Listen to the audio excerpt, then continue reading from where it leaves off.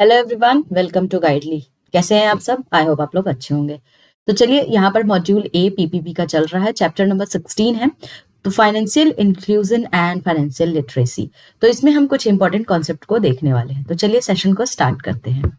तो आज हम यहाँ पर बात करेंगे financial inclusion by extension of banking services. अब आप यहाँ पर देखेंगे कि जो बैंक्स होते हैं ना, वो ट्राई करते हैं कि रीच करे वो मोर पीपल को। तो स्पेशली आप देखेंगे जितने भी रूरल एरियाज है, बेसिकली विलेज वगैरह है या कोई रिमोट एरिया है, तो यहाँ पर बैंक्स ट्राई करती है कि ज्यादा से ज्यादा पीपल तक पहुंच सके। तो कैसे पहुंचती है? तो बाय यूजिंग लोकल ऑर्गेनाइजेशंस या कोई लोकल पीपल है तो सो दैट कि वो यहाँ पर भी इस तरीके के एरियाज में भी बैंकिंग फैसिलिटीज प्रोवाइड कर सके कस्टमर्स को। तो यहाँ पर आरबीआई ने अलाउ किया है बैंक्स को यूज करने के लिए 2 मॉडल्स को। तो ये 2 मॉडल्स कौन कौन से हैं? तो पहला होता है आपका बिजनेस फैसिलिटेटर एंड दूसरा होता है बिजनेस कॉरेस्पॉन्डेंस। तो दोनों को एक एक करके यहाँ पर समझते हैं। बैंक यहाँ पर हेल्प लेती है डिफरेंट ऑर्गेनाइजेशन से, डिफरेंट लोकल ग्रुप से, ताकि वो कस्टमर्स के साथ कनेक्ट कर सके। और ये जो फैसिलिटेटर होते हैं ना, हेल्प करते हैं पीपल को अंडरस्टैंड करने में regarding the banking services and किस तरीके से हम लोन्स के लिए अप्लाई करते हैं। बट ये डायरेक्टली मनी को हैंडल नहीं करते हैं।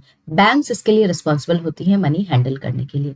तो कौन कौन यहाँ पर एलिजिबल एंटिटीज होते हैं, यानी कि who can be a business facilitator? तो कोई एनजीओ हो सकता है, सेल्फ हेल्प ग्रुप हो सकता है, farmer clubs, cooperative, community based organisations, rural outlet, post officers, insurance agent, agri clinics, Krishi Vigyan केंद्र एंड केवीआईसी और केवीआईबी यूनिट्स। तो ये सारे क्या होते हैं? एलिजिबल एंटिटीज होते हैं। क्या क्या स्कोप होता है इसका? तो स्कोप की बात करें तो यहाँ पर बिजनेस फैसिलिटेटर का काम होता है यहाँ पर पोटेंशियल कस्टमर्स को फाइंड आउट करें, जो जिनको एक्चुअली में लोन्स की जरूरत है। यहाँ पर ये कस्टमर्स को एजुकेट करते हैं, टीच करते हैं regarding the saving account, regarding the loans, regarding the how to manage money. ठीक है, तो हर चीज के लिए यहाँ पर आप देखेंगे बिजनेस फैसिलिटेटर उनको हेल्प करती है। इवन यहाँ पर बिजनेस फैसिलिटेटर सपोर्ट करती है, प्रमोट करती है self help group, joint liability groups and credit groups को लोन्स लेने में। इसके अलावा बिजनेस फैसिलिटेटर यहाँ पर फॉलोअप्स लेते हैं कस्टमर से। इवन यहाँ पर बैंक को वो हेल्प करते हैं रीपे कराने में लोन्स को। तो बोरोवर्स को बार बार याद दिलाते हैं, फॉलोअप्स लेते हैं कि आपको लोन को रीपे करना है। तो बिजनेस फैसिलिटेटर यहाँ पर क्या करते हैं? मॉनिटर भी करते हैं लोन रीपेमेंट्स को। अब यहाँ पर क्योंकि ये एक्चुअली मनी को तो डील नहीं करते हैं, बिजनेस फैसिलिटेटर हैंडल नहीं करते हैं, तो इसलिए जब भी वो इस तरीके की सर्विसेज प्रोवाइड कर रहे हैं कस्टमर्स को, इसके बारे में बता रहे हैं कस्टमर्स को, तो इसके लिए उनको आरबीआई के अप्रूवल की जरूरत नहीं पड़ती है, क्योंकि ये डायरेक्टली बैंकिंग से कनेक्टेड तो नहीं होते हैं। ये कौन है? तो ये एक तरीके का इंटरमीडियरी होता है between the bank and the customer. ठीक है, तो इनका काम क्या है कि जितने भी कस्टमर्स हैं उनको हेल्प करना। अगर उनको लोन वगैरह लेना है तो किस तरीके से लोन की प्रोसेसिंग होगी, एप्लीकेशन फॉर्म किस तरीके से फिल करना है, इन सारी चीजों में ये हेल्प करते हैं। मनी के साथ ये डील नहीं करते हैं। दूसरा आता है सेम बिजनेस कॉरेस्पॉन्डेंस के साथ भी यही है। तो जो बिजनेस कॉरेस्पॉन्डेंस है, ये भी एक इंटरमीडियरी का काम करता है between the bank and the customers. तो बेसिकली जहां पर बैंक्स के ब्रांचेस नहीं है, मोस्टली आप देखेंगे बहुत सारे ऐसे रूरल एरियाज है जहां पे बैंक्स के ब्रांचेस नहीं है, तो वहां पर बैंक्स को पहुंचाने का काम किसका होता है? बिजनेस कॉरेस्पॉन्डेंस का। तो वहां पर वो जाकर के जो भी हमारे कस्टमर्स होते हैं, पोटेंशियल कस्टमर्स होते हैं, उनको टारगेट करते हैं और उनको यहाँ पर जो है लोन्स वगैरह लेने में हेल्प करते हैं। तो इस केस में आप देखेंगे बैंक्स यहाँ पर अपॉइंट करती है लोकल इंडिविजुअल्स को या यहाँ पर लोकल ऑर्गेनाइजेशंस को, सो दैट वो एक्ट कर सके एज अ रिप्रेजेंटेटिव। तो यहाँ पर बैंक्स को अलाउ होता है। कौन कौन से बैंक्स होते हैं? जैसे आपका शेड्यूल कमर्शियल बैंक है, रीजनल रूरल बैंक है, एलएबीज है, ये सब आपको देखेंगे कि अपॉइंट्स करते हैं बिजनेस कॉरेस्पॉन्डेंस को। तो जहां पर इनकी खुद की रीच नहीं है, जहां पर इनके ब्रांचेस नहीं है, वहां पर ये क्या करते हैं? ये सारे बैंक्स बिजनेस कॉरेस्पॉन्डेंस को हायर करते हैं, अपॉइंट करते हैं। तो कौन कौन से यहाँ पर एलिजिबल बिजनेस कॉरेस्पॉन्डेंस होते हैं? तो कोई भी इंडिविजुअल हो सकता है जो रिटायर्ड बैंक एम्प्लॉय है, टीचर है, कोई गवर्नमेंट एम्प्लॉइज है, एक्स सर्विसमैन है, कोई एनजीओ है, कोई माइक्रो फाइनेंस इंस्टीट्यूशंस है, कोई रजिस्टर्ड कंपनी है under the Indian companies act, तो कोई एनबीएफसीज एनडी है। तो इनका स्कोप क्या होता है? किस तरीके से हेल्प करते हैं बैंक्स को और पीपल को? तो सबसे पहले यहाँ पर इनका काम होता है पोटेंशियल कस्टमर्स को आइडेंटिफाई करना, उनको हेल्प करना कि किस तरीके से लोन की प्रोसेसिंग की जाती है। तो पूरा कलेक्शंस करना, डॉक्यूमेंट्स का वेरिफिकेशंस करना, सारी चीजें ये कौन करता है? बिजनेस कॉरेस्पॉन्डेंस करता है। अगेन वो उनको एजुकेट करते हैं रिगार्डिंग द सेविंग अकाउंट, डेप्ट मैनेजमेंट और किस तरीके से फाइनेंशियल सर्विसेज प्रोवाइड किया जाता है, उसके एडवाइस वगैरह किस तरीके से आपको मनी को मैनेज करना है, इन सारी चीजों का एडवाइस भी देते हैं। अगेन जैसे बिजनेस फैसिलिटेटर है वैसे ही बिजनेस कॉरेस्पॉन्डेंस यहाँ पर प्रमोट करता है, मॉनिटर करता है सेल्फ हेल्प ग्रुप को एंड ज्वाइंट लायबिलिटीज ग्रुप को। अब ये यहाँ पर आप देखेंगे कि स्मॉल लोन्स को कलेक्ट करते हैं, अगर कोई लोन रिपेमेंट है उसको कलेक्ट करते हैं और यहाँ पर एक्सेप्ट करते हैं स्मॉल सेविंग डिपॉजिट्स को भी। अब यहाँ पर थर्ड पार्टी प्रोडक्ट्स को भी ये सेल करते हैं, जैसे इंश्योरेंस वगैरह हो गया, म्यूचुअल फंड हो गया, पेंशन प्रोडक्ट हो गया, तो इनको भी ये यहाँ पर क्या करते हैं? पिच करते हैं अपने कस्टमर्स को।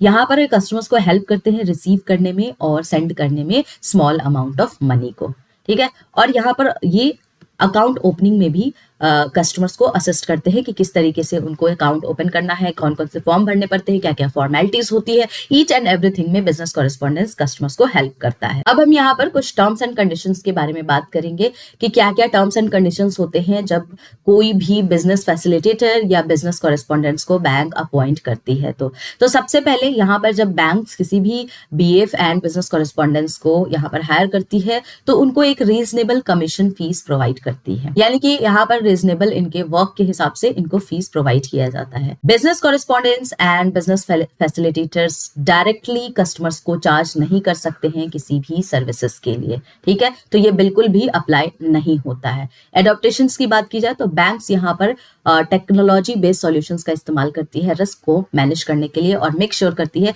कि यहाँ पर कस्टमर्स को सीमलेस ट्रांजैक्शंस प्रोवाइड किया जाए with integrated core banking system. तो अब यहाँ पर देखेंगे कि जो भी बिजनेस फैसिलिटेटर होते हैं या बिजनेस कॉरेस्पॉन्डेंस होते हैं तो वो हाउस होल्ड डिवाइसेस का, मोबाइल ऐप का, बायोमेट्रिक स्कैनर्स का इस्तेमाल करते हैं जो डायरेक्टली कनेक्टेड होता है किससे? बैंक से, थ्रू कोर बैंकिंग सिस्टम। तो जो भी यहाँ पर विड्रॉवल होता है, ट्रांजेक्शन्स होता है, डायरेक्टली कस्टमर्स के बैंक अकाउंट से होता है। अब रिस्क को मिटिगेट करने के लिए क्या क्या मेजर्स यहाँ पर बैंक लेती है उसको हम यहाँ पर देखने वाले हैं। तो यहाँ पर आप देखेंगे कि बैंक्स कस्टमर्स के साथ कोई अनफेयर मीन से ट्रीट ना किया जाए, इसके लिए बैंक्स यहाँ पर स्ट्रिक्ट रूल्स एंड रेगुलेशंस लगाती है। तो सबसे पहले तो यहाँ पर वो मेक श्योर करती है कि जो कैश होल्डिंग है, यानी कि बिजनेस कॉरेस्पॉन्डेंस के पास जो कैश होते हैं, मेक श्योर कि वो लिमिट में हो, और जो भी इंडिविजुअल कस्टमर्स हैं जो यहाँ पर ट्रांजेक्शन्स करते हैं उनका भी लिमिट सेट होता है कि कितना ट्रांजेक्शन्स वो करा सकते हैं with the help of business correspondent. तो बिजनेस कॉरेस्पॉन्डेंस ज्यादा मनी अपने साथ रख नहीं सकती है। जब भी बिजनेस कॉरेस्पॉन्डेंस कैश कलेक्ट करती है किसी भी कस्टमर से तो उनको एक एक्नॉलेजमेंट रिसिप्ट प्रोवाइड करेगी on the behalf of the bank. अब यहाँ पर देखेंगे कि यहाँ पर जो बैंक होता है ना, फुल्ली रिस्पॉन्सिबल होता है अगर कोई भी इश्यूज कस्टमर्स को फेस करने को मिलता है तो हर चीज के लिए यहाँ पर बैंक ही रिस्पॉन्सिबल होता है। जो भी बिजनेस कॉरेस्पॉन्डेंट्स होते हैं वो मेक श्योर करे कि कस्टमर्स के डेटा को किसी के भी साथ शेयर ना करे for the protections and security purpose of the customer. तो यहाँ पर रेगुलर मीटिंग्स होनी चाहिए between the business correspondents, customers and the bank staffs including the lead district manager. तो यहाँ पर लीड डिस्ट्रिक्ट मैनेजर ये मेक श्योर करे, इंश्योर करे कि जो बिजनेस कॉरेस्पॉन्डेंट्स है वो फॉलो कर रहे हैं सारे बैंकिंग रूल्स को एंड कस्टमर्स को यहाँ पर प्रॉपर्ली सर्व कर रहे हैं। अब यहाँ पर मान लीजिए कि कोई बिजनेस कॉरेस्पॉन्डेंस है, अब उसने काम करना यहाँ पर स्टॉप कर दिया, तो बैंक के पास ऑलवेज एक दूसरा बिजनेस कॉरेस्पॉन्डेंस बैकअप की तरह होना चाहिए ताकि कस्टमर्स को कोई भी यहाँ पर इश्यूज और इंटरप्शंस देखने को ना मिले। अगर कोई बिजनेस कॉरेस्पॉन्डेंस है जो मल्टीपल बैंक्स के साथ वर्क कर रहा है तो यहाँ पर वो मेक श्योर करे कि हर बैंक के कस्टमर्स के डेटा को यहाँ पर सेपरेट रखा जाए। तो ईच बैंक का अपना सेपरेट कस्टमर्स का डेटा यहाँ पर उनको रखने की जरूरत है। इसके अलावा जब भी बैंक किसी भी बिजनेस कॉरेस्पॉन्डेंस या बिजनेस फैसिलिटेटर को हायर करती है, अपॉइंट करती है, तो उनका फाइनेंशियल बैकग्राउंड सबसे पहले चेक कर ले, उनकी मैनेजमेंट क्वालिटी को यहाँ पर चेक करे,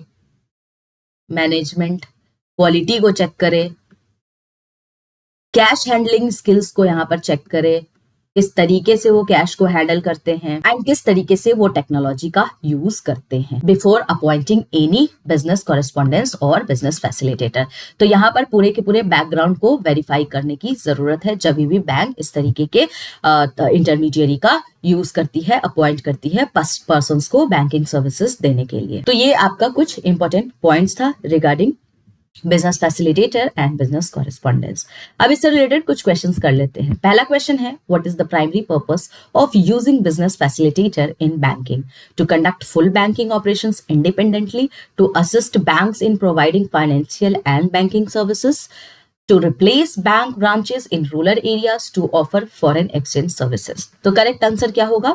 तो to assist bank in providing financial and banking services. Which of the following entities can act as a business facilitator?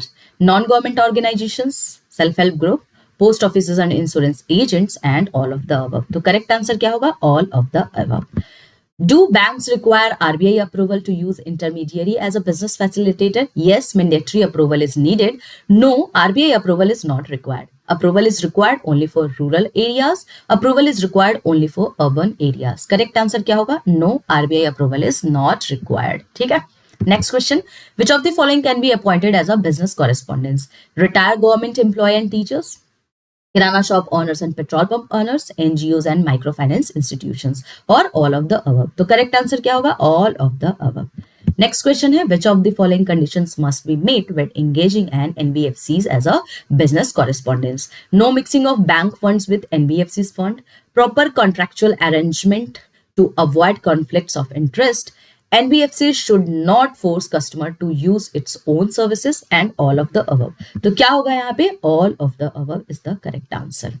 तो ये आपके कुछ इंपॉर्टेंट क्वेश्चंस थे regarding business correspondence and business facilitator. Apart from that मैं बता दूं कि हमारे पेड कोर्स चल रहे हैं. किन्हीं को भी पेड कोर्स ज्वाइन करना है गाइस तो आप लोग इस नंबर पे कॉल कर सकते हैं. वहां पर पूरे डिटेल में हम सिलेबस को डिस्कस करते हैं. इसके अलावा वैरायटी ऑफ क्वेश्चंस भी वहां पर मैं आप लोगों को प्रोवाइड करती हूँ. तो जिन लोगों को भी जुड़ना है पेड कोर्स से आप इस नंबर पे कॉल कर सकते हैं. जो भी मैं यहाँ पे आपको पढ़ा रही हूँ सब टेलीग्राम चैनल पे आपको मिल जाएगा. तो दूसरा काम क्या करना है? टेलीग्राम चैनल को ज्वाइन कीजिए. डाउट होता है कमेंट सेक्शन में आप मुझसे पूछ सकते हैं.